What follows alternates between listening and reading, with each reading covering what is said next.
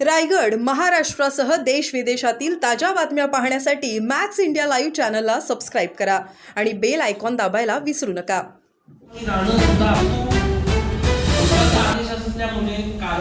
तेवढा म्हणे, परंतु काय आहे तुम्हाला त्याची फॅक्ट सांगतो की प्रकार घडला इरेग्युलर घडला तर ते रेग्युलाइज होऊ शकत नाही।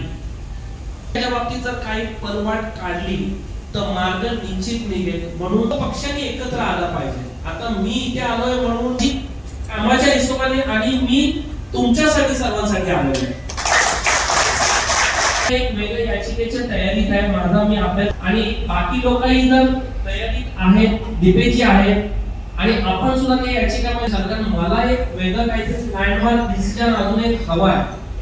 कारण आजपर्यंत असं झालंय की सर्वसामान्य नसतो, परंतु तो बिल्डर तर हा प्लॉट वॅकंट झाल्यानंतर त्या बिल्डरचा पुन्हा फायदा होणार आहे। बिल्डर म्हणजे त्या शेतकऱ्याच्या रिझर्वेशन म्हणजे एआर पॉलिसी खाली तो डेव्हलप सुद्धा करू शकला।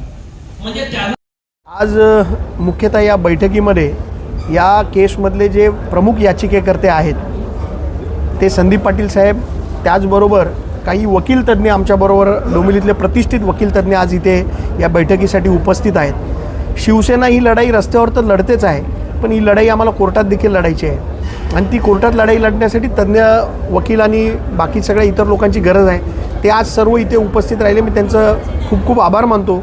आणि ही लढाई एकदम आज या भूमिकेत आम्ही आहोत की लढाई रस्त्यावर तर लढणारच आहे, पण ही सुप्रीम कोर्टापर्यंत आम्ही लढाई घेऊन जाणार आहे। एक डोंबिवलीमध्ये याच विषयावरती एक भव्य मोर्चा काढण्याचं नियोजन आज आम्ही जाहीर केलेलं आहे।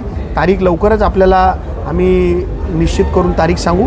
त्या दिवशी हा मोर्चा आमच्या सर्व आज जे मित्रपक्ष आज इथे उपस्थित आहेत त्यांच्या माध्यमातून हा मोर्चा असेल। याच्यामध्ये जे लोकांनी ज्या बिल्डर व जे पेपर तयार करणारे बोगस पेपर तयार करणारी जी लोकं आहेत, जी टोळी आहे, या टोळीच्या विरोधात कुठलीही कारवाई होताना दिसत नाही। तर प्रथमतः आमचं म्हणणं तेच आहे आणि याचिकाकर्त्यांचं पण म्हणणं तेच आहे की ज्यांनी पेपर तयार केले ह्याच्यामध्ये बघा KDMCचे नकली प्लॅन पास तर आहेतच, रेव्हेन्यू डिपार्टमेंटचा सातबारा देखील आहे आणि मोजणी डिपार्टमेंटचा मोजणी नकाशा देखील याच्यामध्ये आहे। म्हणजे सरकारी यंत्रणेचा किती गैरवापर या गोष्टींमध्ये झाला आहे। तीन डिपार्टमेंट KDMC, रेव्हेन्यू डिपार्टमेंट व मोजणी डिपार्टमेंट या तिन्ही डिपार्टमेंटचे बोगस पेपर याच्यामध्ये जोडलेले आहेत। त्याच्यानंतर हा प्लॅन रेरामध्ये दाखल केलेला आहे। तर हे जे बोगस पेपर तयार करणारे लोक आहे, आजची धक्कादायक माहिती अशी आहे की या ज्या 65 इमारती आहेत यांच्या या याचिकेच्या विरोधात कोर्टात जाण्यासाठी प्रत्येक इमारतीकडनं 2.5 लाख रुपये वर्गणी गोळा केली गेली आणि ती पण या नागरिकांकडूनच पैसे गोळा केले गेले आणि ते याचिका करण्यासाठी जवळजवळ 1.5 कोटी रुपये या लोकांनी ही निर्णय आल्यानंतर जमा केले। म्हणजे यांची हिंमत बघा किती आहे आणि यांची मुजोरी बघा किती आहे। आत्ताही ते लोकांची फसवणूक केलेली आहे, त्याच्याबरोबर अजून लोकांची फसवणूक करतायत।